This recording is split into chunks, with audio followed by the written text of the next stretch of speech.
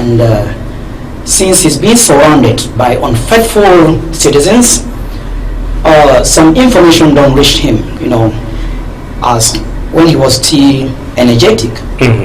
He was going around and visiting some areas. Now that he's of age, there's a saying in our dialect that when you are at that age, you use maybe something to remove something from fire. You use a something to remove. So those that are around him, they would have been feeding him with good information. But when they say the situation is under control,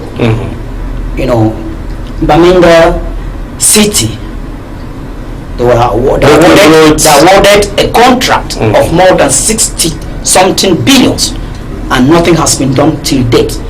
It was about 2 or 2.5 years ago that this contract was already there. The stakeholders had a meeting with the governor of Northwest Region and contacted the Minister of Public Works. There's something fidgeting that is supposed to be sorted out, because budget cannot be allocated and the work is not being done. All right. Therefore, have we become ants or crabs that get attached to others when they want to see the move? Who is trying that Northwest, or particularly Bamenda City, should not move? Right. Who is behind all this now? So you concur with the outcome of the Guardian Post? Very well. Mr. Pobe has forgotten Bamenda. Very well, and I give the editor-in-chief some credit for that topic. All right. Kedia Robert of the CPDM, which of the story caught attention from the different press reviews, the different papers that we had within the week? Normally what caught my attention is our soldiers, we sleep. Those are people that don't sleep. They pass their time ensuring that they preserve the sovereignty of our nation, to protect the people and their properties all over the national territory. And of course, if they are being attacked in the north by the insurgent group Boko Haram, it is very important for us fellow Cameroonians to sympathize with them and their family, especially those that lost members of their family. Permit me to oppose my co-panelist where he said President Paul Biya have forgotten about Bamenda. Is totally wrong. We should be able to place our responsibilities where they are necessary and where they are important. Let's talk about the city of Bamenda. We have 3 city mayors, Bamenda 1, Bamenda 2, and Bamenda 3. Yeah. We have the city mayor. Exactly. That's already 4 personalities that have budget. Yeah. Bamenda 1 has a budget, Bamenda 2 has a budget, Bamenda 3 has a budget. The city mayor has a budget. The regional assembly has a budget. The regional delegation of urban planning has a budget. The regional delegation of public work has a budget. The Reconstruction Commission that was created by the head of state, President of the Republic, has a budget. The African Development Bank gave 2 billion to support the reconstruction of Bamenda City only. Can we then now accuse the head of state?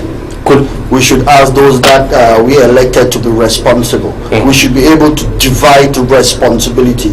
The same way as we elected the head of state is the same way we elected the mayors. The mayors have their job, the head of state has his job.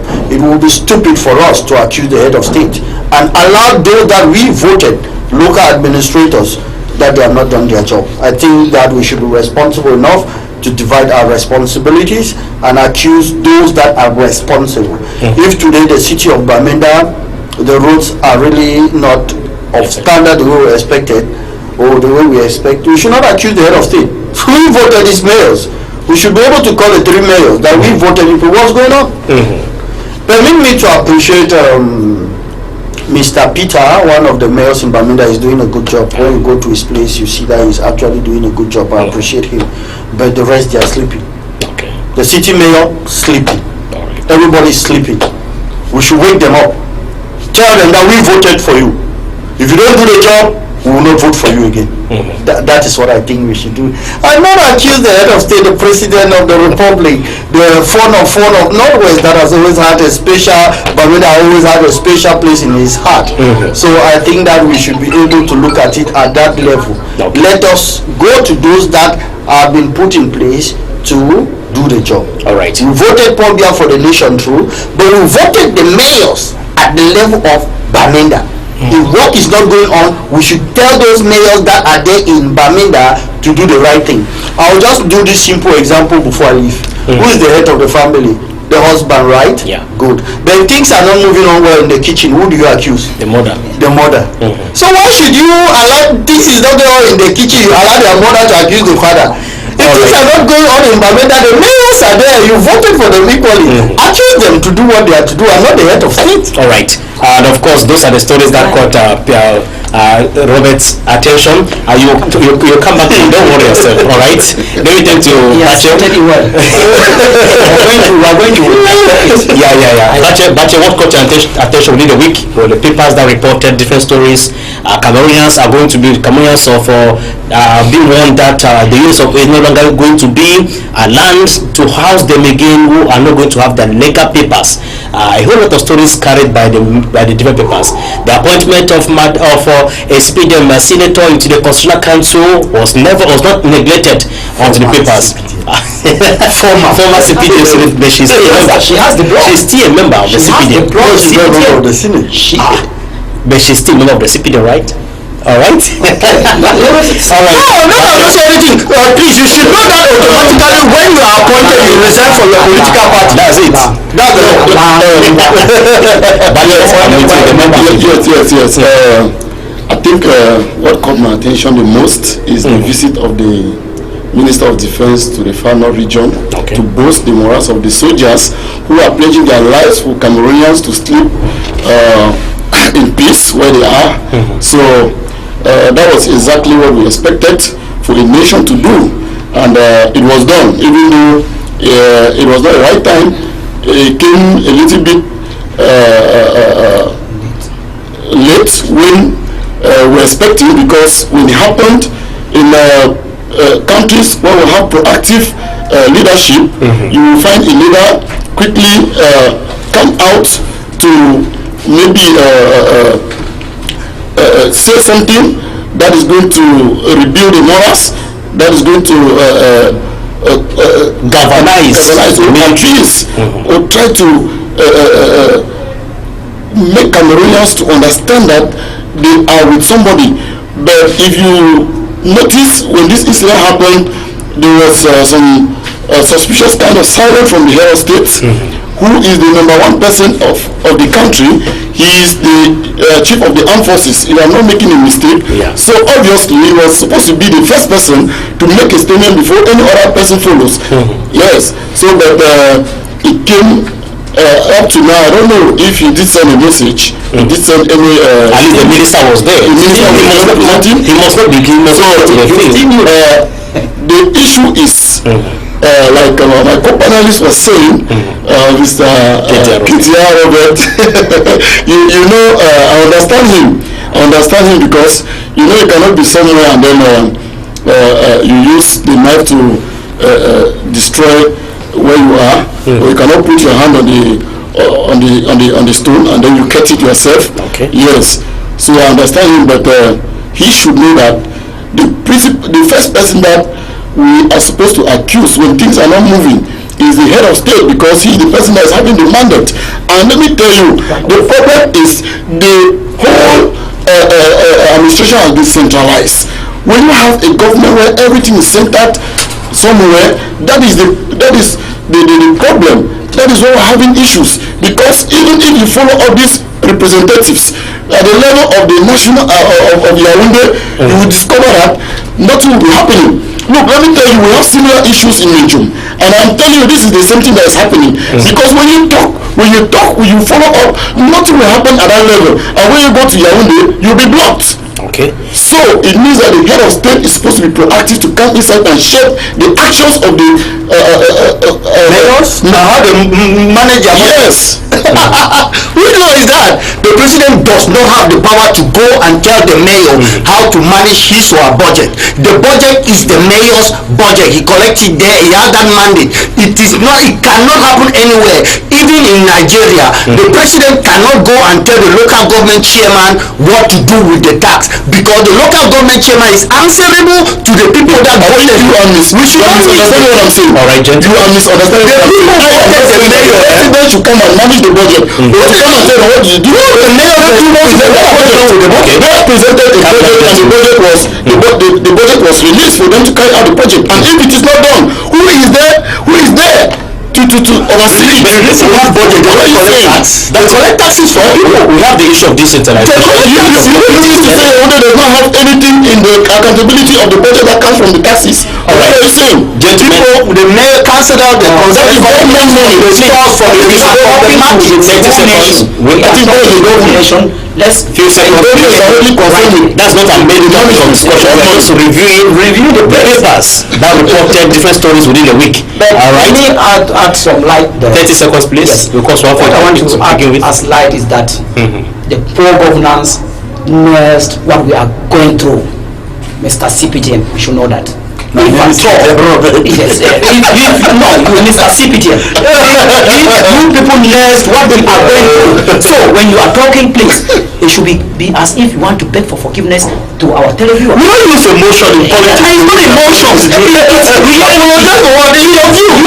You are right to call your view a reality. I don't think that's a reality. You the citizens for what you people have done, brother. Because if we came right to this level, that there are lapses in governance, according to you, there are lapses. You are also complaining that Bamida is not because of lapses, right? Democracy, right? Which means I want to talk. We're talking again for the room. So I'm saying you should come back and do some reforms and look into the reality and allow those colonial laws that we are still holding to, and we shall make Cameroon a greater nation. How colonial are these laws you are talking about? The colonial laws. Wait, just a moment. We have local municipal authorities who were voted by the people. Yes. Their responsibility to be accountable to these people. Yes. All right. Let's be frank. Yes. If a municipality, the mayor, the councillors who are selected from different communities that make up the council, they are called them councillors. Yes. They fail to do their job. Do you expect Yaoundé to come down to Bamida and deliver it? I may be wrong. When there's talk of accountability, it doesn't only fall at the local level. Okay. The president. But here we are at the local level. I'm talking. Okay. The president of the republic. Has he ever been accountable to the Cameroon people? We can start from somewhere. No, let me learn. He should portray. He's the driver. He's the pilot. He should show to Cameroonians that is how they do accountability. Then others should emulate. Talking about the local government. Yes. There are some that are managing, but since the system has made it that the accountability is not what they should hold to, it causes a lot of troubles. Okay. You know, I will appreciate just of recent the PIC, the Public Independent Conciliator for Northwest and Southwest. They came up with accountability, which is very clear, and some mayors, Lord mayors, are going to suffer. Okay. And some Lord mayors and those who have been taking public public contract are going to suffer. Without delivery. Without doing the real thing. Because when these public markets are how public projects, when you move a good accountability. Even the stakeholders come up to you, you show them. The mayors too, they should learn to understand that stakeholders, civil societies, organizations, NGOs can come to them, let them open up and be accountable. Let them not say, who are you? Because there is one statement, when they think that they are of CPTM, they can talk anything to civil societies or associations or anything. And even those in the regime, they think that they cannot give accountability to any person, of which that is wrong. Okay. This spirit of accountability should be planted in our citizens. All right. So we manage our nation, we manage our resources normally. Okay. 3 seconds, please. Not being only a member of the CPDM, I'm a political scientist for practicing politics. They are two different things, which I want to make it very clear. And what I'm saying here is not 100% influenced by party. My co-panelists want to say it. The city mayor is from the CPDM. But the mayors we are talking about, they are from the CPDM. The president of the republic is from the CPDM. And now the president knows what we are talking. That's what I'm saying. And now what are you talking about? When it comes to responsibility, everybody know what he or she is supposed to do. The laws are there that says that this is what a city council does, this is what the mayor does, this is what the regional delegation does, this is what the head of state has to do. Now, what is accountability? Accountability is that ability for you to call the mayor, you as a mayor, this is what you ought to do, why have you not done it? You the city mayor, this is what you have to do, why have you not done it? You the president, this is what you have to do, why have you not done it? Now, what people instead are doing that is destroying the nation is that they love to accuse the government and abandon the mayors that they also elected that they have their responsibility to do. When you allow them and you accuse the government, you are making them to be weak. All right. You are not stimulating them. You are not encouraging them. We have been doing so. We should be able to share. We should be able to share the responsibility. And when the government is really there is no sense to me. Everybody has his duty. We should be honest to them and say, Mayor, what's your duty? Why have you not done it? We should not see, for instance, if flood is disturbing somewhere, who takes care of the drainage? We should not to tell the mayor that why is this like this? All right. If for instance in Bamenda they have about 50 contracts, that contractors have not done their job. We have to tell the mayor why have they not done their job? They should be sued. It is the responsibility of the mayor. The mayor is the number one magistrate of his town. Where the problem lies is who is supposed to confront the mayor and ask for accountability. Yes, the people. And accountability occurs during election in democracy. If he does not do a good job, you vote him out. All right. That's accountability.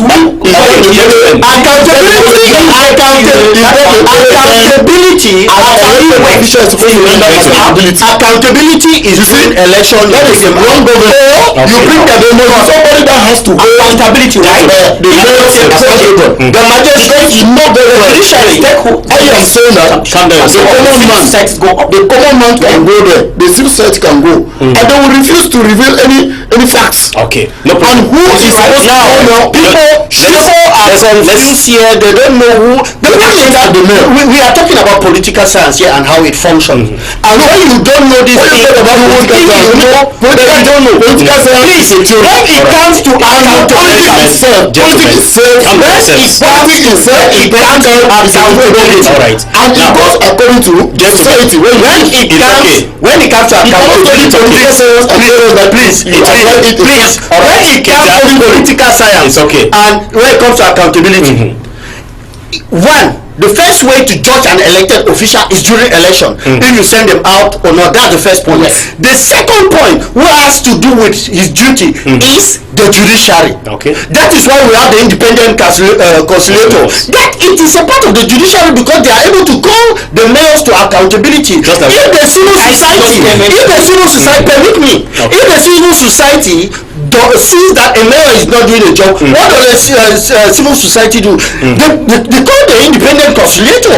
They call the judiciary that hey, something is not going on here. Contracts are being embezzled. That is how they do it. Those are the channels that they do it. Do you think a civil society you will just move on to go and see the mayor that you have not done this, you have not done it? If the mayor says he will not receive you, what do you do? So there are institutions that do that job, like the independent conciliator that is acting as a peacemaker, a judiciary. We have the judicial arm of government that you yourself, you have the right to go and say that your tax money has been collected, this contract has been signed but it has not been executed. You go to the judiciary and the mayor is called at the judiciary. You don't have that power to call that judiciary to come and say, why did you do this? Why did you do this? The only option you have is through electoral box. Right. That is how democracy functions. Okay. That is what I'm talking about, the science in politics. All right. Now, we have been discussing at length about the issues that caught attention within the week and the outing of the Guardian Post publication announcing that the head of the President Paul has abandoned his second home was what provoked the debate he got it on. Now, let's move down to what assembled us here. Our very first topic is all about the just ended March session for Parliament. whereby many are asking themselves the question: is it time for accountability from the local, from the members of parliament? Time for me. For 30 days, these members of parliament were in Yaoundé to discuss a whole lot of issue in terms of project realization in their respective constituencies and for this nation. Do you feel like this is a time of reckoning? This is a time for accountability from those that were voted to be the representative of the people? Thank you, Mr. Wana and my co-panelists, because we are really trying to put some clarification to our televiewers. What is going on here in Cameroon is just as being using the theoretical part of democracy, because when you talk about accountability to our MPs, they look at it as if you are trying to outline them or to put them out of the service, of which it is a democratic move that should be respected. What has just happened of recent, the MPs went out, did some things, but just try to avoid accountability. And the most accountability, as we know, is that if there is a project carried out, because some of them carry out projects, they don't open it up and do live communication to do that. This project costs like this. This is what we have spent, and this is the source of the income. This is how it has come from. So it keeps the people a doubting mind on their functionalities. You know, a newspaper, I will not call the name, got some projects that were being would have been realized by some members of parliament. Our brother will talk more about it. They didn't. Let me click on. They didn't. You see that being at the parliament and getting a project and not doing it, not realizing it, you see that where are we heading to? You see finally that instead of trying to serve the population that voted you, you are instead making, that is putting them in more trouble. Because if an MP, an MP take a project, a public project, you would have done it with love and show to the people that I am there to serve you. I am not there to serve myself. But when you start doing that, I'm not realizing projects, it means that you are there to serve yourself. So to those type of areas where projects are not being realized and they are being carried out by absentee MPs. Or absentee MPs. I think it is time they just know that in 2026 they don't more have their place. They should know like that, straightforward. That is accountability. They don't count themselves again as MPs. The CPTM as well. No, listen. The CPTM should come in now and assist the population of bringing in another candidate in that section. Because CPTM has been contributing to the bad governance by endorsing parliamentary candidates without the conscience of the people, without consulting the people of the area, and it has been happening for years upon years. That thing should not continue. I'm saying that, and I mean it. They put some candidates that are not versed with what the communities want. Now, Bache, do you want to concur with what Tafom is saying? Because these parliamentarians were voted by the people that go to their glass house, defend our interests. At the end of the day, we see no projects coming forth. We realize that our MPs are buying big cars, building big mansions in other towns, no benefit projects. Our children write serial concourse, no one of them is succeeding to get into public service. Are you going to blame the government or you blame your MP? Okay, thank you, Mr. Wana. You see, this issue of the MPs to render account to the population. I think if I follow up very well the March session that began with the eldest member of Parliament, Honorable Laurentine. I think she talked something of that people should try to exercise some restraint during this political period. And I also love the ending statement of the Speaker of the National House of Assembly. He said the MPs should go back and preach peace and responsibility. So definitely, in another word, he has given the green light that they should go and render accounts for over the years that have been in parliament, that they should go back and render accounts. Maybe because I don't know if they made themselves that they look at the National Assembly to be incompetent to bring forth accountability, or what's happening. I don't know, because they were supposed to, MPs were supposed to first of all start rendering accounts right from the parliament before coming down to their constituencies. Okay. Because you see, what my co-panelist is trying to say is that there is a system with the CPDM where the way they endorse their candidate. Sometimes they endorse their candidate against the wishes of the masses. So there were several political parties. Yes, there were several canvassing for parliamentary seats in different constituencies. It was not only the CPDM. We were talking about candidates. We should know. We know that the system that has been put in place, and definitely in many areas, when you are not in the system, then you are automatically an enemy, and that is what we are we are condemning. Okay. Because looking at a society where there exists only one party, it tends to create some kind of erosion. Yes, because if it is only one person that is operating, and when you look at the mechanism that is put within the CPDM to choose a candidate, you will discover that even the people that are coming up do not have any hope. Okay. They don't have any hope. There are many people, good people, that would have been placed in those areas where they will do the work, but just because when they came up at the level of the constituencies, they were being hold down. Okay. Yes. But then you have other political parties that do exist everywhere in the territories of this country. Doesn't mean they were not finally they were not convincing enough, more than the CPDM, because they were not forced to vote the CPDM. Electorate were not forced. Let me come in one way, right?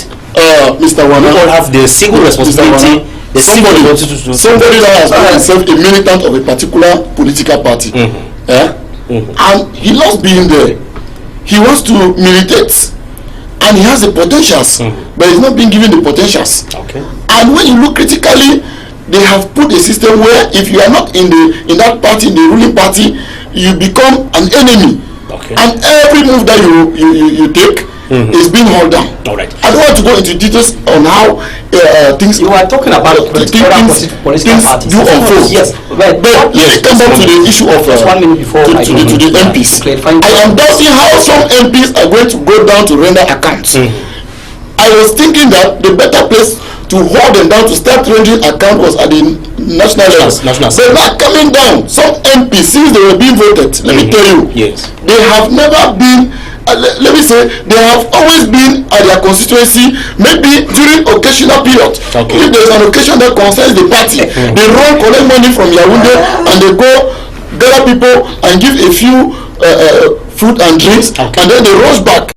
Let me cite a particular constituency. 30 more seconds, please. Yes, a particular constituency. When you look at a particular constituency like Menchum, that's where I come from. Yeah. So and that's why it pains you so much. Yes. Yeah. I am talking because we are those people that are demanding accountability from our MP to give us accountability on how the project, especially road project, have gone by, because we are getting so many versions of the road project. It's like there is a version and a counter version concerning the roads. So it's getting everybody confused.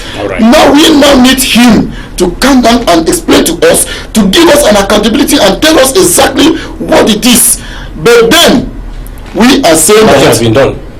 Nothing has been done. Okay, let me turn to you today. That for me. Yes, I wanted when you go to the March session, yes, you don't go there to render an account on how your constituency has been managed with the past months. You go there to scrutinize different bills, and then the bills that were proposed by the ministers, they scrutinize together and then give it back to the assembly, send it to the Senate for amendment.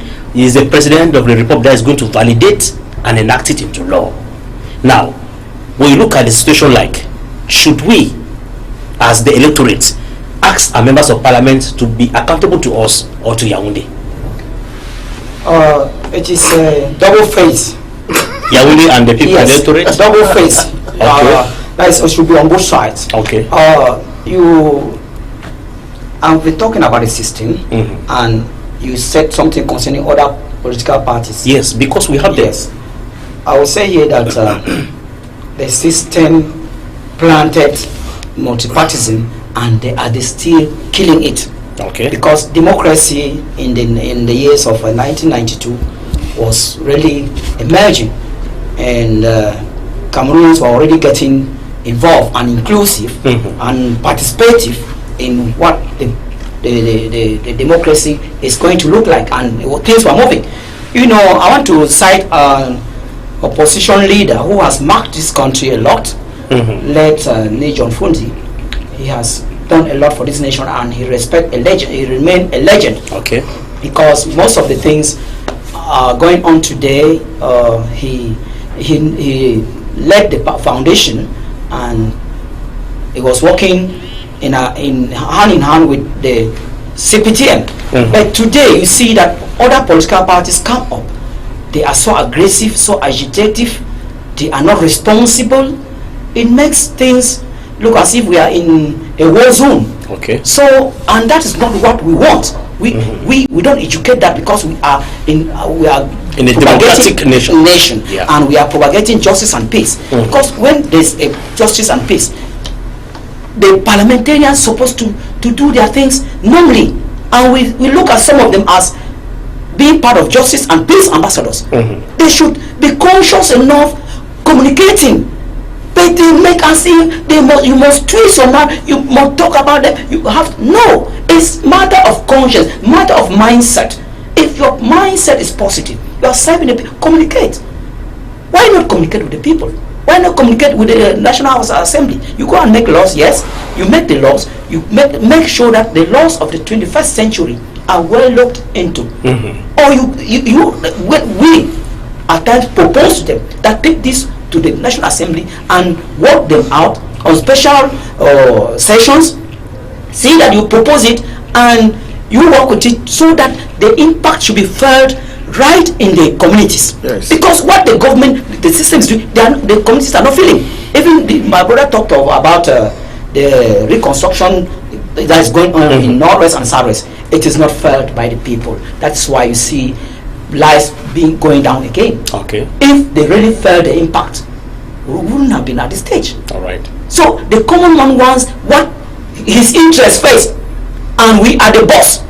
The bosses, the people are the bosses of the parliamentarians, of the mayors, of all these people that are saying, even those in the government, even the President President, we are his bosses. Okay. Okay. So, but when they go there, they turn it upside down. They become our bosses while we are enslaved. Okay. So we are saying that type of system at this 21st century, we should not looking at such things. We should be more Messiah leaders. Okay. We should be servants, serving the people. We should put the people's needs ahead of us and be problem solvers. Okay. Not problems. Problems.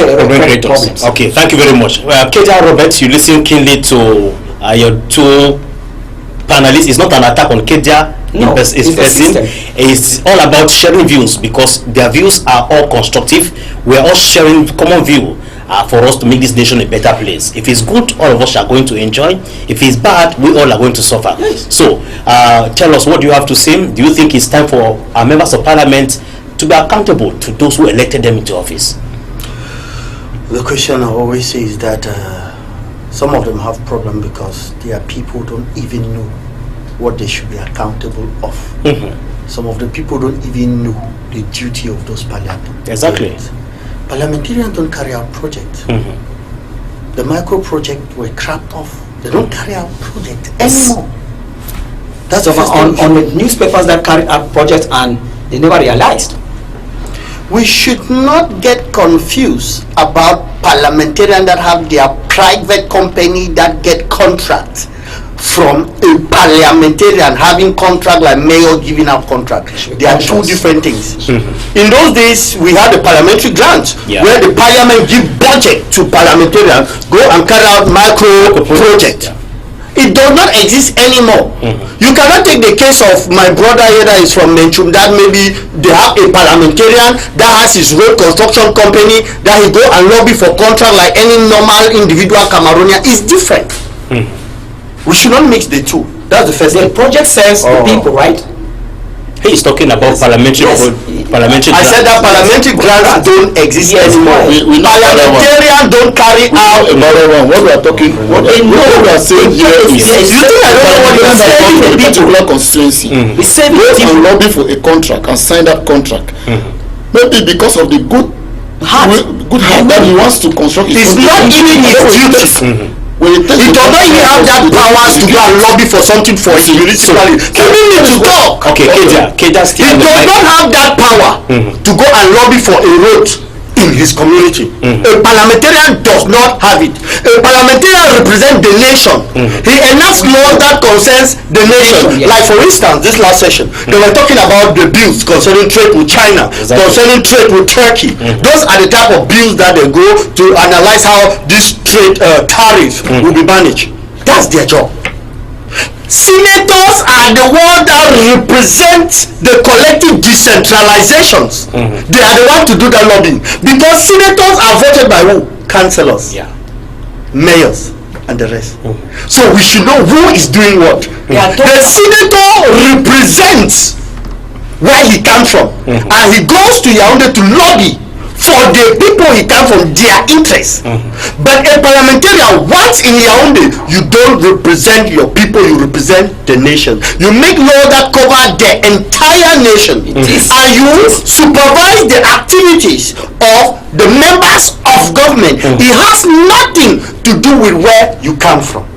But a senator is there to represent the people, is there to represent the collective decentralization. So we should be able to mix the two. Look, what is the mindset of taking a contract and realizing it? That is what we are saying. They don't take contracts. Parliamentarians don't take contracts. They make it they have gathered the whole world to learn that contractors. Calm down yourselves, okay? They are contractors that are parliamentarians. Yes or no? They are two different things. So keep away from the mindset and work for the people. We are here to educate. Can you be quiet? Take a note. Listen. When I talk, you're embarrassing me. I don't like coming to your point. When you calm and I talk, get the point. When people were talking, I was calm and smiling. Because when we are talking about, when I am talking, be polite enough. We are embarrassing our viewers, and I don't like to get from it's okay.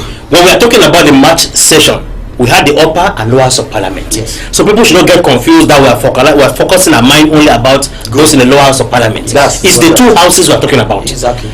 It doesn't mean because they will start with lower house or somebody started quoting an example of lower house, it means we are forgetting about those in the senators. No, it's the two. We are talking about the two. They two are there to construct Cameroon, to help the government of Cameroon drive to its better place. Keta, you had the mic? Yes, I was saying that we have contractors in Cameroon that collect their contract. We don't care to know their names. Okay. What we care is that they execute it. If they don't execute it, they are called to justice. Supervise the activities of the executive and enact laws. Now, if a parliamentarian is a contractor, we treat him as a contractor where it concerns those contracts, and when he's a parliamentarian, we call him to be accountable in what he's doing in the glass house. My co-panelists here are mixing their private personal business. They're not mixing. If, for instance, I'm a parliamentarian, and I'm also the head of my family. When you are calling me to be accountable, you do that with regard to what I've been voted to do in Yaoundé. And not my personal business being the head of my family. Contractors, now for instance, let me even go straight to the point and say what concerns my brother here. Yes. Honorable Wana Richard is a contractor. He has taken a contract with regards to road, right? The law that will sanction him if he has not executed that job is the law that governs his contract as a contractor and not as a member of parliament. Okay. So when we come here and we mix the two, we are not educating the masses. And that is what parliamentarians should be people with a good mindset to serve the people. Other in as a who have said the contrary, who have said that they should be busy. That's what I'm saying. That's what everybody knows. So can you calm down? I just want to clarify. Everybody knows that. It's not a clarification. I want you to clarify that point. Everybody knows it. You are not clarifying what everybody knows. Who here was thinking that parliamentarians should not have conscience? Who was thinking that? Nobody. So what are you assuming? When we come here, we are analyzing and bringing out facts. We are not bringing out emotion that we are clarifying what everybody knows. We hear things for 1 second. That parliamentarians are abusing. Okay. Now we are talking about something else. Together you have 30 seconds to conclude. All right. So to conclude it, we are saying that if today we are sanctioning companies, we don't look at the board of director. Yeah. If, for instance, Wana Richard is a board of director of a company that collected, we don't look at him. We look at the name of that company. Have you executed your contract? If not, we sanction you. You pay what you need to pay, or the contract collects from you. That's for contractor. Yeah. Parliamentarians, what are their duties? They are to follow laws. Exactly. For instance, Cameroonians might be repatriated from America, and as parliamentarians that are signing those bills, that's their job. Do they merit to be repatriated, yes or no? Those are the job of parliamentarians. We don't carry the job of contractors and mix it with that of parliamentarians, because a parliamentarian has a contract. They are two different things. So if we are calling them to be accountable for a parliamentarians, we are looking at the bills that they have voted into office. Does these bills favor the reality of Cameroon? If Cameroon is going into trade with Turkey, and they are saying that we should not double the tax on them, that's the proposal of the Ministry of Finance. If they double the tax, will the burden be on the people? If yes, then the people will definitely support the Minister of Finance that you are correct. And if any parliamentarian refuse that, we will know that that parliamentarian want the burden of that importation to be on their citizens, and definitely we will sanction them. That's the first thing. Secondly, their next work is to supervise the job of the executive arm of government. If the executive arm of government have put in place the reconstruction of the Northwest and Southwest, how many of the parliamentarians of the Northwest and Southwest and senators have come to say the executive arm of government present to us all the project the reconstruction has done? That's their job. It is their job to come to say, it is their job to, it's their job. Maybe need to say their job that you do not even know. You are talking about private contractor and their business. He is saying it's their job. It's their job to question, to be able to bring them accountable is from their job. I know their personal business and their personal contract. The way I was hearing on this platform. Now their job is to permit me to express myself. That's a problem. Just the way we talk, they make us look as if we are in a Chinese parliament. No, we need to respect our viewers and of course this platform. After that, the next aspect is for them to control the job of the executive.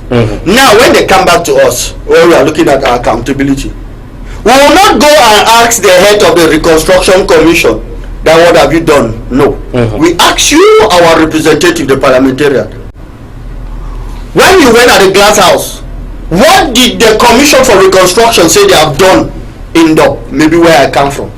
That's the accountability. If it does not satisfy me, what do?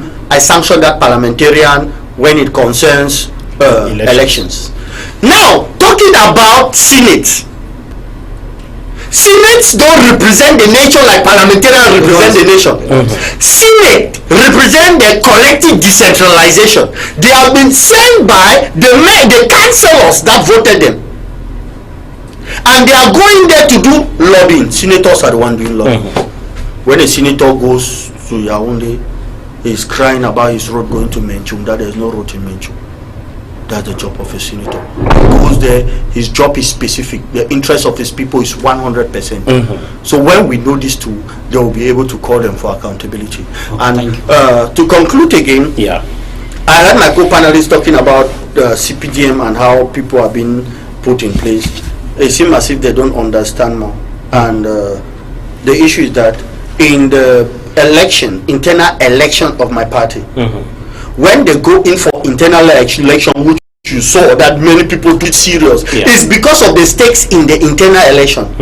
In the internal election, when you have the ability to be voted as a section president, automatically, that's why all section president they have that. Now you go in the section of Bonaberi where we are. The section of youth, OG of youth, he is the first deputy mayor. So it is from that our basic election under that we know the position that people have. The second deputy, the president of Women Wing, she comes in as the third mayor. The parliamentarian there is a president of a subsection. So it is from that basic election that you get your position to do it. Now, that is at the level of the party. But we cannot bring now at the level of the general level, because what we saw internally in our party is not what the general masses they will see. Exactly. He is able to do his lobbying, his campaign internally. So that's what we present. And if you're not okay with it, it's your choice in democracy. We have how many parties? 340 something party. You make your choice. That's the sweetness and beauty of the democracy the head of state, President Pobia, the father of the nation and the father of fund, has put in place. All right. We are going to take a listen to some parliamentarians after that session. They're going to share with us what they're taking back to their respective constituencies. We shall be back after that. The most important thing in this month of April will be the official inauguration of the Palais de Airport. It's one of the important moments of the life. We have to celebrate a man who sacrificed more than 40 years of his life to Cameroonians and to the development of Cameroon. All the members of parliament decided to give the name of this huge and nice building and the name of His Excellency Paul Biya, and we'll be there on the April 25th, and we invite Cameroonians to celebrate this day with us. We had so many interesting questions, but I was main focused about what was done in the sector of agriculture in our diplomacy. Many documents was signed, mainly with China, Russia, between about our tax to ameliorate the business, and also talking about our agriculture. Many things have been done. We're talking about import the substitution policy, 5 solutions to improve the productions of cereals locally. And the other good thing is about the roads that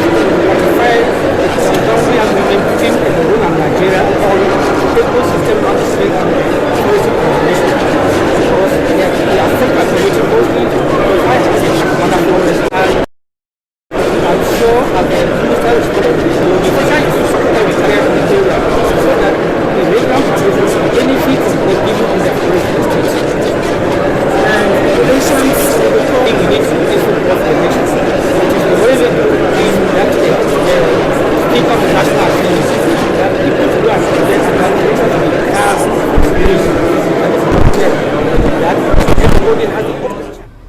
Welcome back, ladies and gentlemen. Those voices you listen to, the voice clip there is compiled for us. We had members of parliament reacting, sharing their views after spending 30 days in the glass house in Yaoundé, as far as the March session was concerned.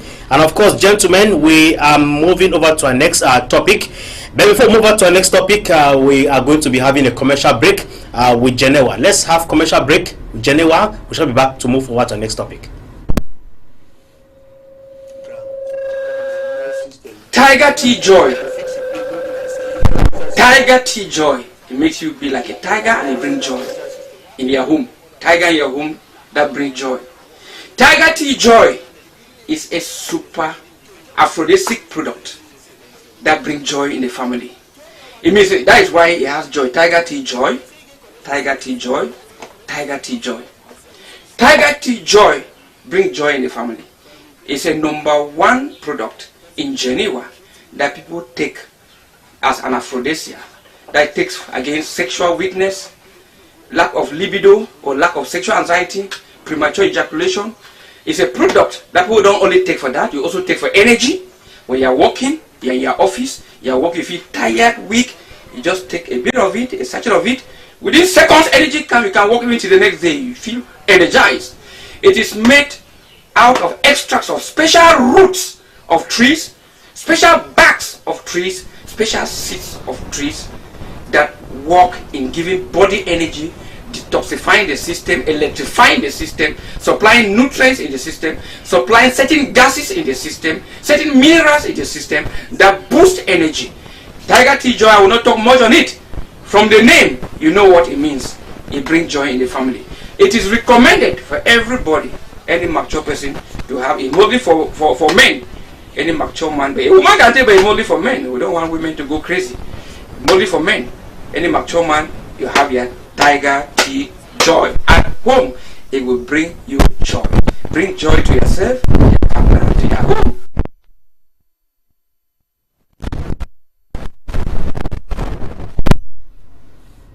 Welcome back, ladies and gentlemen, from that commercial break. We'll continue now with our next topic. Perhaps you are just joining us this hour of the day. You are live on Home TV, and the program on air at this point in time is Issues. On Issues, we bring to you issues that animated Cameroon within the week. I will make projection for that which might happen in the upcoming week. And of course, we are talking political, economy, social, religion. Why not cultural issues that animate Cameroon? And we are finished with our very first topic, which was about the March session. We are changing the cue now to the next topic, which happens to be 2025 presidential election.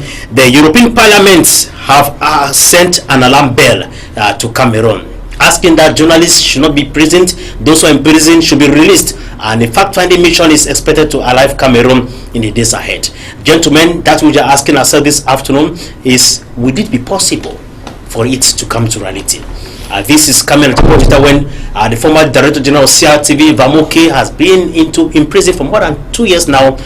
We have Thomas Awa, another journalist, and a whole lot of them that are in prison without any convincing reason why they are still behind bars. According to report, there is nothing convincing why they are still behind bars to date. I'm not part of the fact-finding mission. Yes. I'm just being a journalist, observer, and observing how things are happening. So no one should quote me somewhere that I said. Yes. No, you're really Let me begin with that from you. Yes. The European Union has joined their voice that since we're having the upcoming presidential election in Cameroon, that it is an opportunity. These media men and women who are behind bars, do you see it to come to reality?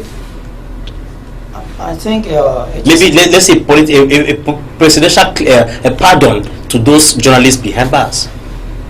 I've been saying something here concerning communication in Cameroon and dialogue, that they see it as if it is so frightening. This is an opportunity for the president to use presidential clemency. It should not only end with the journalists, it can also favor some members of political parties that are in the prison, and I think the presidential clemency can be of help. And we also know very well that in the days ahead, maybe some of our brothers that are in the US may be coming back home, they can also use it as an important tool to have a national reconciliation committee and have a national reconciliation forum to make things look good. But I see some people jubilating that they will be coming to enter into prisons. I said that is a full of doom, because we are the 21st century.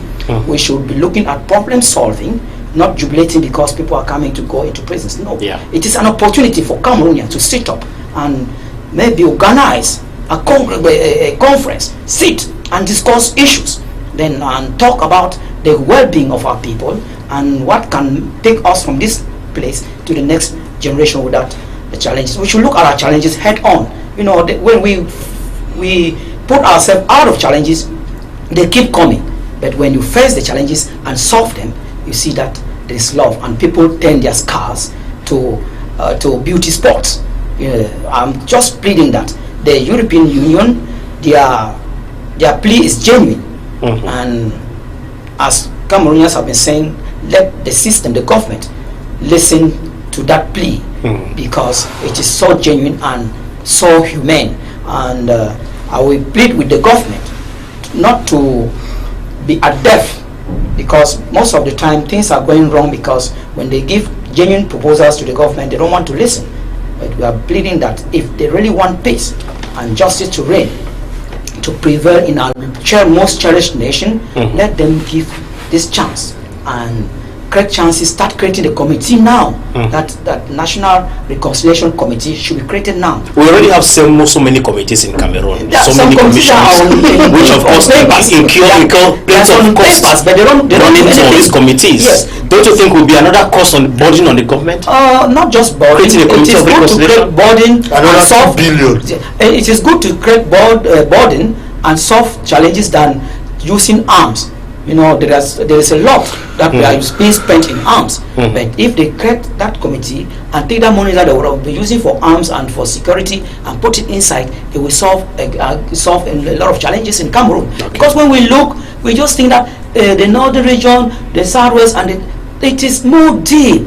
It is more deep. Let's rebuild the trust and confidence in our people. We should not only be centralized and be looking at self-interest. We should look at the bigger picture of the nation and maybe bring out the reality to that people should start loving again. Because when you see, like the other day I read on a paper that a man that killed the wife had to pay 52,000 francs at the Wurik court. Yes, and then what is the justice that our brother here, Ketia, was saying that the parliamentarians go and make laws and make sure that they make good laws. Are these good laws for the nation? It's the decision of the magistrate, not parliamentarians. Let me learn. I want to accuse the wrong person. No. That's what I'm advocating here. They should say the magistrate, the judge, did they take a good decision? Don't say parliamentarian in court. Therefore, it's inside the law. It means that the magistrate has formed his own law. That's what we saw the another law and the family. So who went against the law? Who went against the law? I was saying something that the law is not good. He is saying that the law, this are kind of laws that the parliament need to canvass for it to be changed. What does the law of homicide say? That they should not go to prison. I'm saying not say that go to prison. The law says that they should go to prison. I am one of those that I believe that man should be in prison. Do you know what that means? Excuse me, please.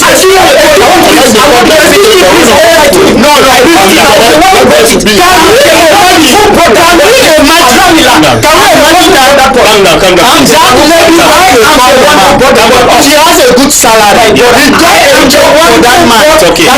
He bought the land and built the house where he's living with that man, and that man killed him. What we should say is wrong is the decision of that magistrate is not correct. That's what does it go to the constitution? Does it go to the constitution? It should be laws that see. The law. Why not for parliamentarians? No. What about okay. Now for the right. Yes, okay. Maybe when you land, you see the link. I will see the link. What I'm saying. You will see it. You will see it. The verdict taken by the magistrate goes in line with the constitution or not. It doesn't go. The magistrate takes a decision based on the constitution and his conscience. Maybe that decision was taken by his conscience. We don't know, so we can't conclude. Okay. As we can, The problem is the magistrate. as the problem is I think it is. So don't accuse the wrong person. It is time that the case should be reviewed because we have maybe a call on the line this case should be afternoon. reviewed. We can't sit and watch after. I'm trying to encourage people to be keen. Yes, good afternoon. Tell us, who is talking, please? This is Pipi calling from New sir. All right, share with us your point of view. Yes, sir.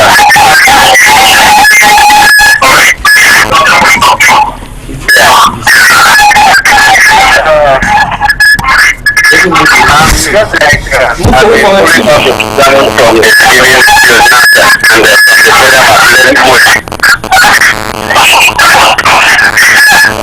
So this is my point of view from this other point that you are just saying presidential election and the alarm for the parliament. Okay. Yeah. From what this other man is talking about, the law that was enacted that a sitting man beat the wife and he was supposed to pay 2,000 francs or something of that nature. Yes. I don't know. Following the program, I learned that it is the parliamentarian that make up the law Yeah. before the law be executed. So, in having now again to learn that it is the decision of the court. So it is making me confused. I don't know whether it is the court that are making the law or it is the parliamentarians that are making the law that the court is now following or implementing the law. It's just one of them myself. All right. We shall respond to you after you must have dropped the call. Okay. Okay, sir. Thank you very much, and continue following Home TV. Okay, sir. Okay, what is going All on right. is that For me, just a moment. We said it here, and people should not get confused. That the responsibility of the National Assembly is to propose laws that governs our nation, and it ties down to this issue of Dan Yango, who was killed by her husband. Is all about femicide, and it was this issue that forced the Minister of Women's Empowerment and the Family to join civil society organizations to denounce this law of the country governing femicide. That the laws of the state need to be much more stringent. That's it. Yes. People should not get it confused. It's true that this verdict was rendered public by the judge of the Wuri High Court, right? The husband had to pay 52,000 francs and be released, which got angered the population of Douala and angered Cameroonians in general. Because the wife is a teacher. Exactly. So we are saying here that it is the members of the parliament that enacts laws and not the judiciary. I think we are boiling down. We are responding to what our first caller just said. So we should not get confused. confused. We are talking about the responsibility. You know that parliamentarians make laws, while the judiciary interpret that law, and who implement the executive. Now, with passing of judgment, that's where everything becomes complicated. With passing the judgment, they say a magistrate takes a decision based on the constitution and his conscience. That is what the constitution says. Now this woman has been released. Is it because that law? Some people say that. Some people say that now if they arrest the man, the wife is dead. Sorry, what will happen to the children? Who will take care with the children? So conscience is coming in. So my point is, I will not think that any law in Cameroon, even though I'm not a lawyer, will say that somebody kills the wives, accept it, and is free. Me, my own interpretation, I don't think it is a law of Cameroon. I now assume that it should be based on his conscience. Would I am against it, but I respect his authority. I'm not here to challenge a magistrate, but I just think that that decision was based on his conscience, because no constitution will say you go into manslaughter, you go to court, you accept that, you do it, then you are free. Does the law of Cameroon say that was like some people would have killed their wives? So I think that is his conscience. I don't think it's the law. That's what I wanted to say. But permit you to talk. Yes, I should come in. Maybe we take 30 seconds, please, because Bache has to say something. We are running out of time as well. We have the last topic to talk about. At times, things happen like this. People think that going to prison is the solution. Is a solution or whatsoever, or going to prison is a bad thing. At times, going to prison is to educate you at times and protect your life. Not Cameroon. And protect your life as well. Imagine, let me come. Like this matter that has just happened. I've visited. Just a moment. Like this thing that has just happened. You think that paying 52,000 and going out, do you think that is safe? It's not safe. But going to prison, he would have stayed maybe in prison for some time and would have been much more safer. Would have been more safer than paying 52,000 francs and going out. So we are pleading both sides. They should first of all secure the person again, because if he dies again, those are two people that we have Cameroon have lost, and the children will be there orphans. That man has to pass through this psychiatrist so that they look into, yes, he's not normal. They should look very well and he's normal. He's a criminal and follow him up saying very well, so that others should not relate. Because if people are paying 52,000 francs to do, therefore they so many people would have killed their wives. Exactly. Because people have problems. That's something that we don't want to hear. We don't want so to there's no law in Cameroon that says if you slaughter somebody, you should be free, or you should give 52,000. From what I know, and so I don't think it is because what do I always say that I love to share responsibility.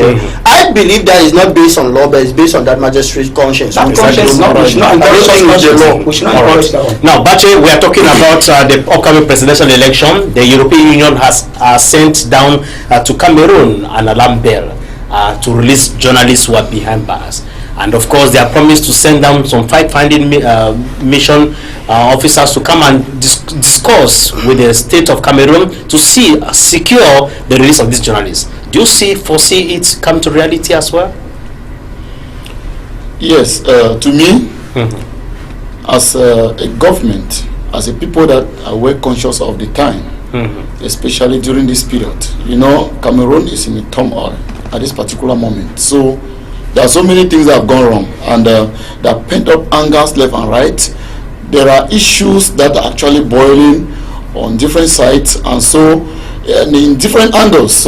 So I think if the European Union has come up with something with such a proposal, it is a glaring opportunity for the Cameroon government to embrace it and see how they can use this opportunity. Just like my co-panelist was saying, they could again start forming a committee while waiting for the fact-finding mission to come. Committee yes, of course. Yes, look, aren't you people tired of committee? What I want to say, you know, the committees that have been forming have not been inclusive. Yes, I must be very honest. It has not been inclusive. Yes.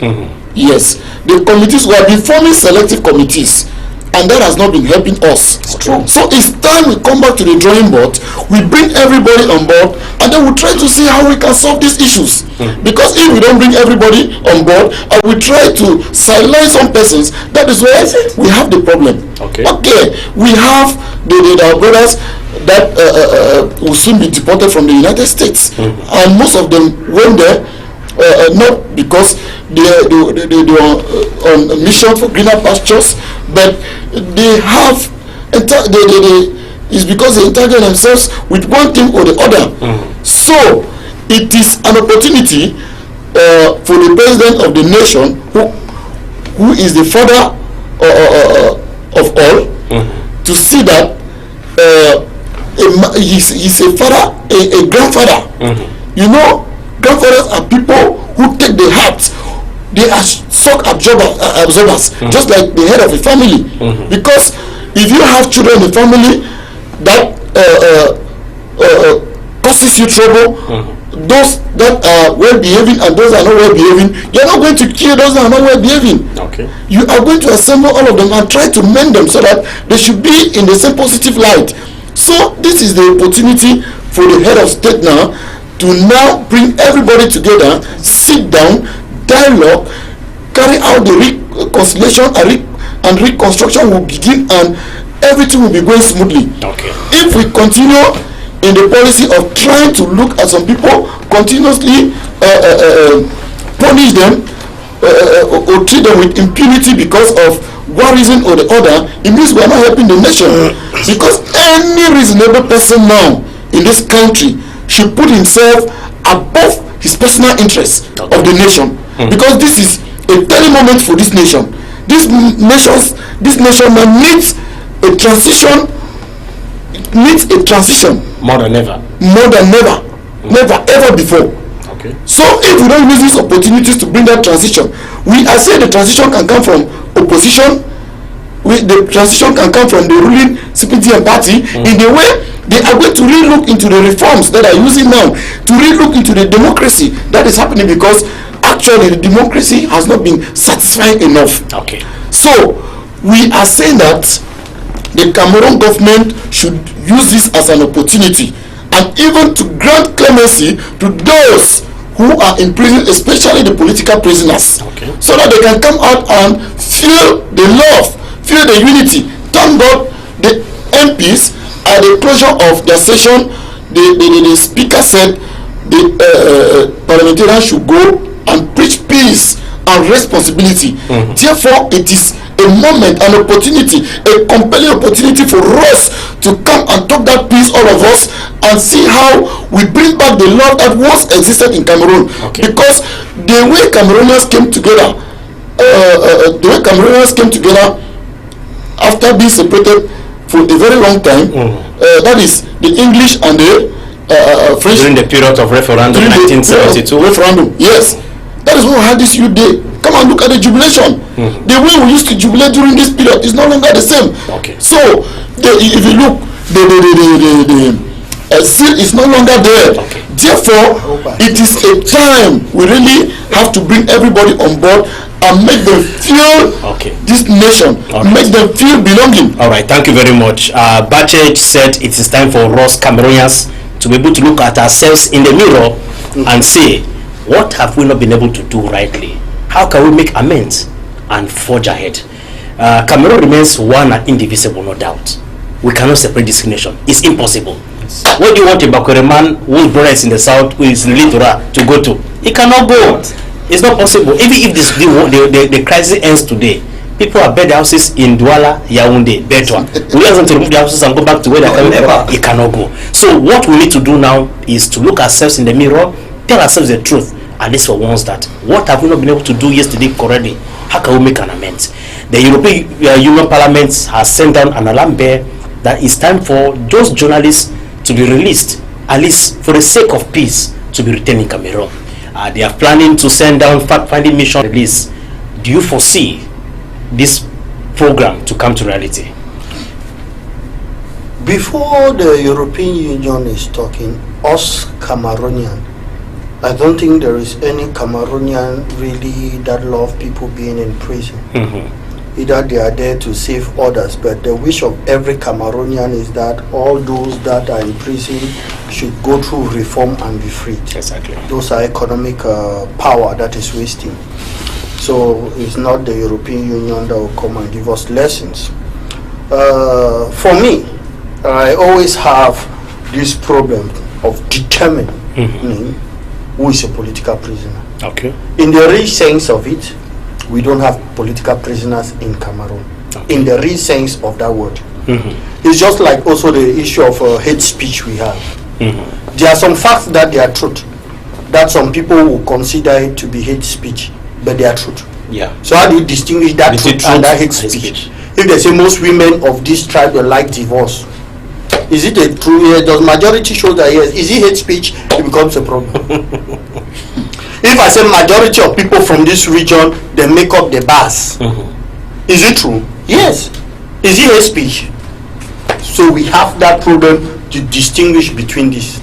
Now let me talk about the situation in Cameroon. I'll be very, very realistic to talk about the issue of political prisoners. The truth is that in Cameroon we don't have political prisoners, but we have people in prison that they use the opportunity of a crime they committed to do what they wanted to do to them.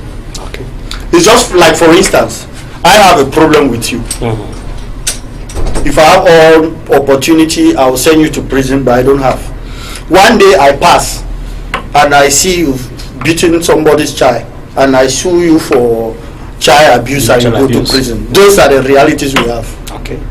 Let's talk about the general manager of Sierra TV. He's in prison, right? Yeah. Did he actually embezzle? I don't know. I was not He there did. with him. It shows. But is he in prison actually because of that embezzlement? That's where there is a problem. You have your freedom of protest. I have my freedom of movement. If you say you have your freedom of movement and you want to go to Ndokoti to exercise that one, you should know that there are children going to school. There are pregnant women going to the hospital and they have their freedom to movement. Exactly. So when the government says don't move, you decide to go and move and you violate the freedom of movement of that pregnant woman that is going to the hospital, or that child that is going to school, that is his fundamental human right that is inalienable. When you violate that and you are arrested, how do you analyze that? Like, for instance, let me come up plain. MSA militants, they decide to move. It's their right? Yeah. The constitution says this, and that right even is above the Cameroonian constitution because it's one of the articles of the Human Rights Convention which Cameroon has signed. And what does the law say? The law says that if the country signs such article international. Now, when they say they want to move, the government said no, don't move. There are children that are going to school, pregnant women going to the hospital. If you go and move there, and that woman that was going to the hospital cannot reach there and dies, or that child has a right to go to school. If you go and move there now and that child now does not succeed to go to school, you have a late right. How then now do you analyze now the aspect to say it's a political prisoner? It's his right to move, yes, but when your right ends, the right of another person begins. So when you want to enjoy your right, know that you might violate the right of another person, and that's why the government comes now to look into it. At least the government. So you see that. So you see that it becomes a problem to analyze that. And these are things that are supposed to be looked detail into it. Somebody will say that BBC Mancho, yes, he was not into terrorism. He didn't pick up gun. He didn't send people out. It was just a normal peaceful protest against bad roads. Very true, 100%. But did that his protest that brought hundreds of people? Did it violate somebody's property? Other people that were traveling, did it pervert their programs and where they were going to? Which it becomes a crime. So you see that it's a there are things that they are truth, but to analyze it becomes a problem. And these are things that I love to bring out these facts so that we see it. And that's why I conclude to say there are some people that are in prison, for me, my personal view, for their other reasons. It's not that they just took the crime they committed and they nailed them because they wanted to nail them. I agree that it exists. Alright. But to say political prisoner, really, there is nobody in prison because of his political view. But the European Union Parliament is talking. But there are people that are in prison because they committed crime. But actually that crime they were supposed to let it go. But they actually committed crime.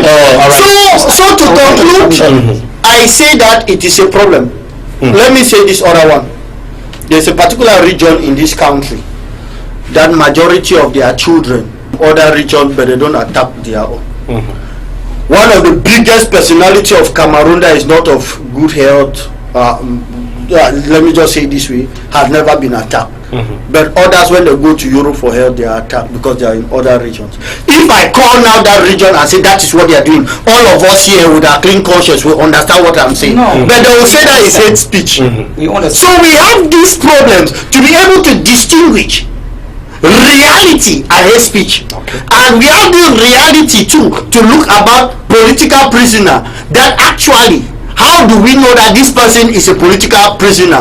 The general of manager of the CRTV is being accused of stealing money. How does that violate his journalism profession? Did he actually steal? Yes, then they arrest him. If, for instance, somebody is a parliamentarian and has a company and he does not construct roads and he is arrested, will we say that a parliamentarian has been arrested, or will say this person was arrested because of this company? And that was one of the things we were talking earlier. Exactly. So there is this problem of managing what we call political prisoner, because actually, okay, most of these journalists that we say journalists are in prison. All right. Doesn't mean that if a journalist commit rape and is arrested, they'll say it's because he's a profession of a journalist. No. It doesn't mean that if a journalist is transacting with separatist fighter, giving them information, and when he's arrested, they say no, it's because he's a journalist. There are difficulties in analyzing this aspect, which I think we should look into it detailedly, and not that if the European Union should come and tell us. Then I disagree with my co-panelists about commission. To carry out this inquiry, we have a very good police force, research. They are trained for that. All these things of commission. If we want to do reconstruction, but then we have a Ministry of Public Work to do these things. Why do we create commission and give them billions?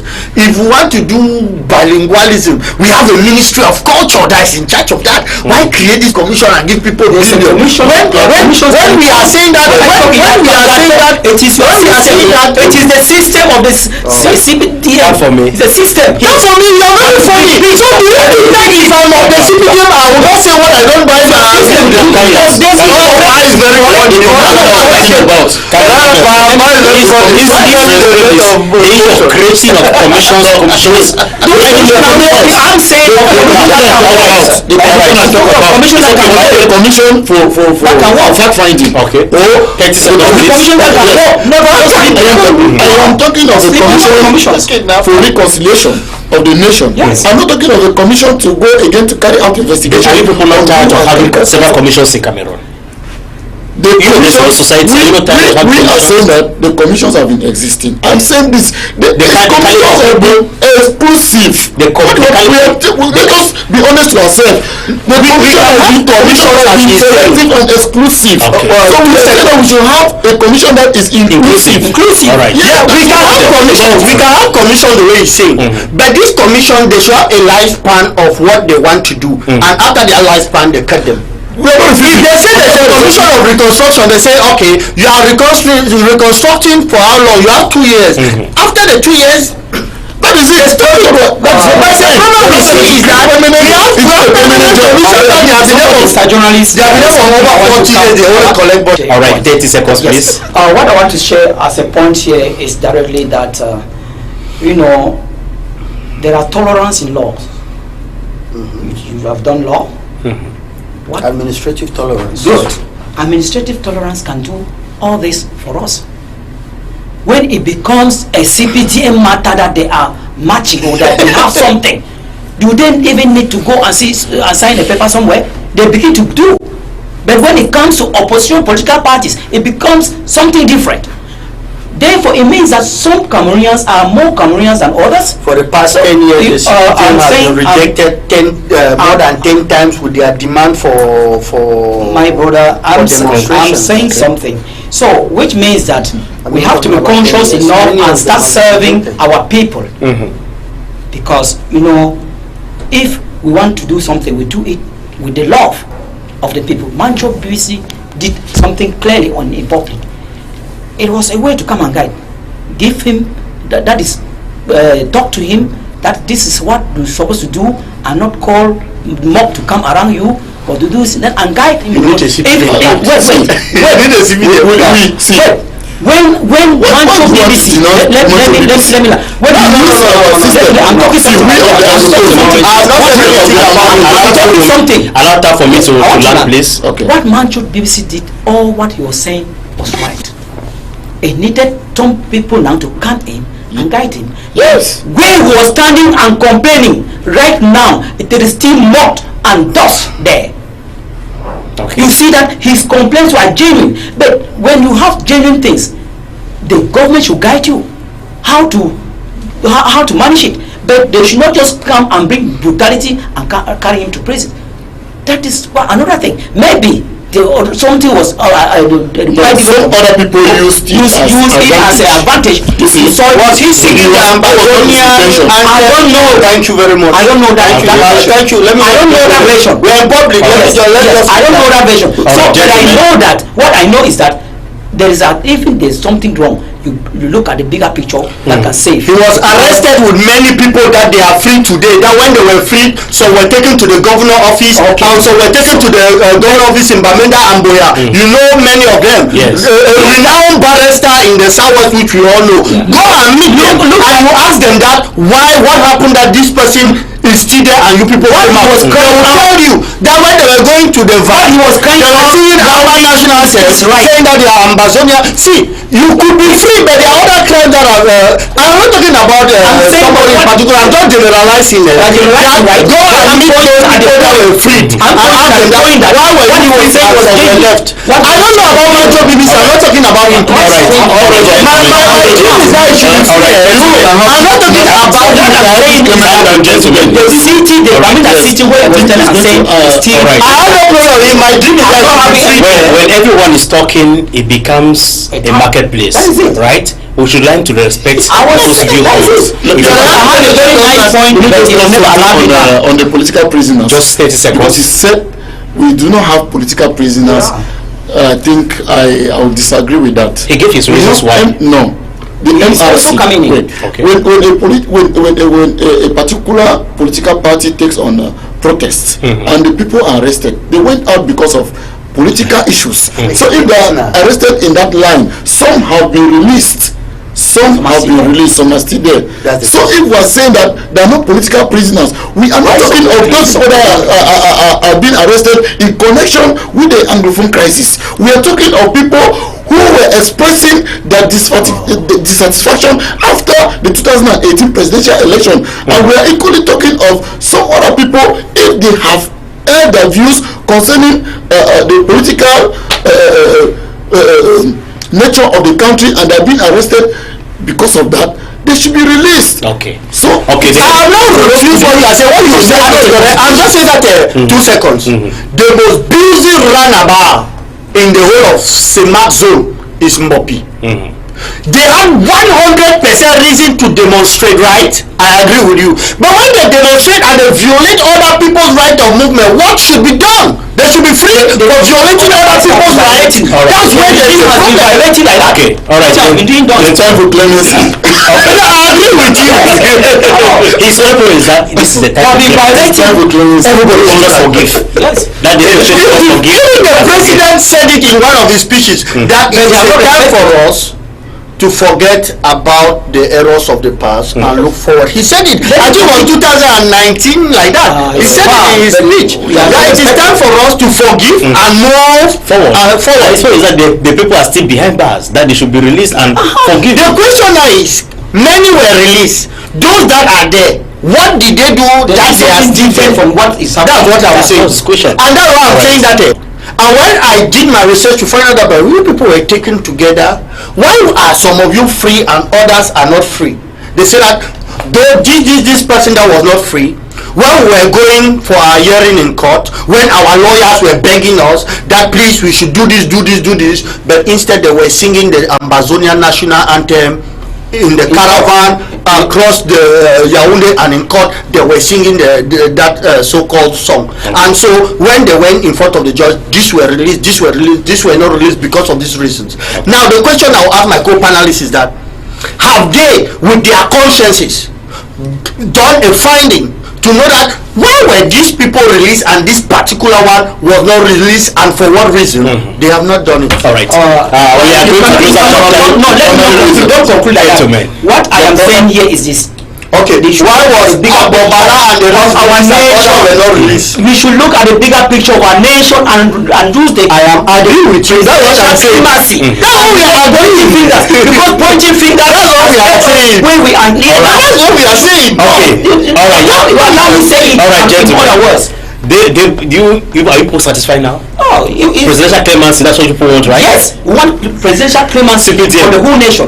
No, not what they want. That's what Cameroonians they want. I want it. I don't see the need of reason why people should be in prison. You understand? Yeah. But the truth is that some of them that were not released, they should be able to come out tell the Cameroonian people that these people were released. We were not released because we did this. We are sorry. All right. That's it now. They are media faults. Thank you. All right. What do we do? All right. No, we are moving. Let's move on to our last topic. We have just about 6 minutes to talk about this issue. We still have road accidents in Cameroon. Week in, week out, too much road accidents. Despite the measures put in place by the Ministry of Transport to eradicate road accidents, yet nothing has been done. We continue talking about it because we all are all travelers. You leave your house, you go to work, you are traveling, so you can never tell what will happen. And it's for us to join hands together to ensure that this issue is being reduced at least to its barest minimum. For me, you understand fairly well what the minister has been doing so far. What do you think could be done? Is it that the measures put in place by the government is not enough to help eradicate road accidents we have in Cameroon? The measures put in place by Cameroon government are still those colonial type of things that are coming up at the 21st century. You know, the dimension of roads in Cameroon are pathways, because you know the type of vehicles we have today were not existing in the 60s, the 70s. So when you have 70 seaters, 90 seaters in town and traveling only Douala, Bafoussam or northern regions, they have to look about the dimension of the routes and enlarge them to meet the 21st century circulation. And they also use mechanisms of tracking vehicles that are unspeedy, and they make sure that they are driving schools that all these people pass through, and make sure that they go on rehearsals. After some time, they have to go and try to see that and meet up with the driving skills. The Minister of Public Works has a lot of work, because when they say that Cameroon is at 11,000 or 12,000 kilometers of roads, I just laugh and I bring it down to 5,000. And it is not just the roads that's supposed to be in normal forms, but the pathways, as I'm saying, if the pathways were being well treated and well maintained, maybe it would have been unheard. You will pass here today, the road is okay, but when you are coming the next day, it's a pothole. The pothole now picks up the driver see that he's tumbling now. He's tumbling just because he passed yesterday, there was no pothole. But coming just the next day or after 2 days, there's a big pothole. All right. You see that there is no maintenance team. In the past years, in some years ago, there were these sections, those zones of highways vehicles that were being reserved in subdivisions, in divisions, to look about the highway routes. But it came a time all the machines from there were being collected and taken to Yaoundé. You see that if there was a maintenance team, or that the highways that was existing, you will see that accidents will slow, or they give right to mayors, to urban city mayors, to be doing road construction. It will be good. That is why that decentralized power should be now. Because that centralized power in Yaoundé is worrying people. They should make it in a way that the mayors should have enough power that they can go even and lobby other nations. If decentralization was real, if they can go out and lobby other nations and come in and work for their municipalities. Sector. So normally, you see, when we're talking about road accidents, there are many causes, from human to infrastructural causes. So, but we want to look at the attitude of the drivers, those who are plying the roads. We discover that most of them will drive under the influence of drugs. And it is not once, it is not twice that I've heard somebody say he loves driving in the night, and when he's driving in the night, when he has taken and he's tipsy, that is the moment he drives very well and he goes through. Okay. So I was so baffled by that. I wonder how you will take some substance and then you'll be able to drive through. So it is true that the uncivic attitude of our drivers to contribute to the road accident. But then coming on the side of the government too, fixing the road through the Minister of Public Works, that is where we have the greatest share of the problem, because we look around just in our urban areas, you discover that we have so many potholes, we have so many cracks, and the roads truly in some areas are very small. They don't longer fit the present nature of vehicles that we are using today. In those days, we have these cars that look like trunky. Yes, they have been back. They're just small like that. Yes, those are the most used vehicles, and they were not so large as the ones that we're using today. So what we have to say is the Minister of Public Works, if I was to rate him this year for the roads, I don't think he has. The road users contribute to the road accident. Meanwhile, the road themselves, if you look the road signs that are supposed to be placed in each area, if maybe there is anything that any demolition or any road fixing that is going on, they are supposed to put a sign. Well, if you are coming, you should know that this and this is happening here. All right. Sometimes we don't have it. Kedia, maybe we'll share with us your last point as for the recurrent road accidents we have in Cameroon. Are the measures put in place by the government not enough to help reduce these road accidents? We always need what is better, but based on the statistics of the National Statistics Board, they always say clearly that the causes of accident, 75% are human negligence, 15% is geographical, that has to do with climate and topography, and 2%, the rest 10% was shared between technical management of cars, and the rest was the issue of roads. Now the issue of road become minor. Why?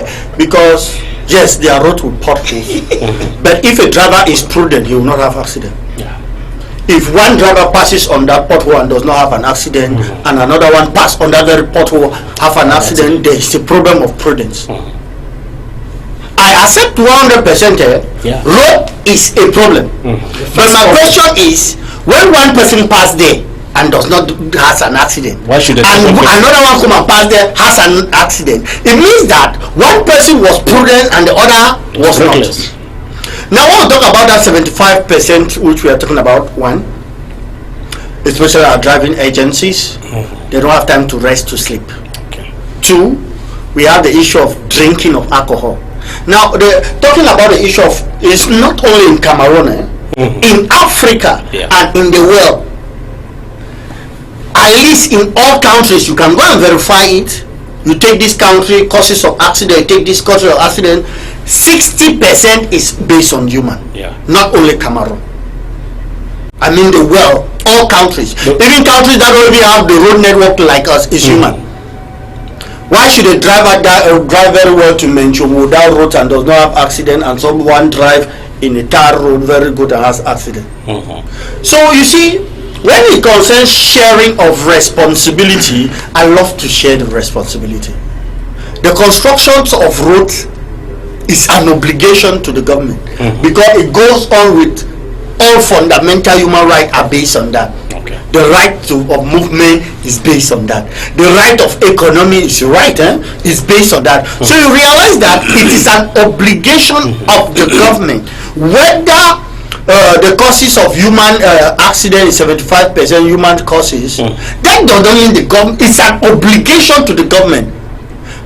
It's an obligation in an aspect that they are not even asking the opinion of the government because it's taxpayers' money. Yeah. It is not as if it is the government using its own money from somewhere. It's the government using the money of Are they using the money well? No, we are not It's in the the problem, my market. We brother. need to talk. They are the roots are the Okay. But with the emotion. Roots are not. It's not a You see, we cannot talk emotional. Emotion. No, Okay. when I come here, I like to be it's not an intellectual debate. My When brother. I talk in the intellectual debate like that, and somebody shout as if we are in the market. It's The okay, roots are not gentlemen. enough. All right. We are not in the market. Keita, we are wrapping up. I was in an intellectual Just debate. I was giving you facts and figure. Please, some No, that few is seconds. good. We are wrapping up this edition of the program. So, Time for me, calm down. Okay. Then It's another okay. aspect which I was talking about is the level of geographical factors, topography. Where it look like La Falaise. The road is start right, but the topography of it is Not the causes best. accident. We have other areas where we have fog.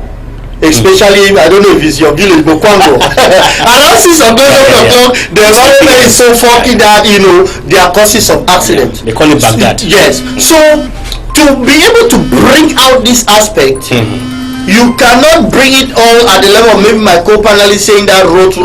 Even in America, with the best road, this last they have the highest accidents. Hello. Good afternoon. Who is talking? Who is calling us? Well, we lost the caller. As I was saying before I drop, America has the best road, right? Yeah. But they have the highest death rate of accident. That is to ascertain that is human factors. All right. Thank you very much. Time for me, your last word. We have discussed at length about 3 different topics that caught our attention in Cameroon this week. Your last word, just 30 seconds, please. Yes, what I will say to televiewers is that we have presidential election in Cameroon. Make sure children people from 20 years and above should go out there and register. Make sure you collect your voter's card and make sure that you know your candidate in advance during the campaign, and make sure that you know his or her ballot paper. Okay. And prepare yourself very well and do some responsible campaigns, do responsible civic duties, and nobody should be manipulated to go out there. All right. Because Thank out you very there much. is not as Batle, your last word as well. 30 seconds, please. Okay, what I'll tell our televiewers is that this is an election year, and it's a very transitional year in the life of Cameroonians. So the only thing I will advise them is to go out there, make sure that they register themselves. Those who are of the voting age, let them go and register massively, so that they'll be able to be part of the decision making when the time comes in October. Okay. Thank you very much, Kedia. Robert, your last word.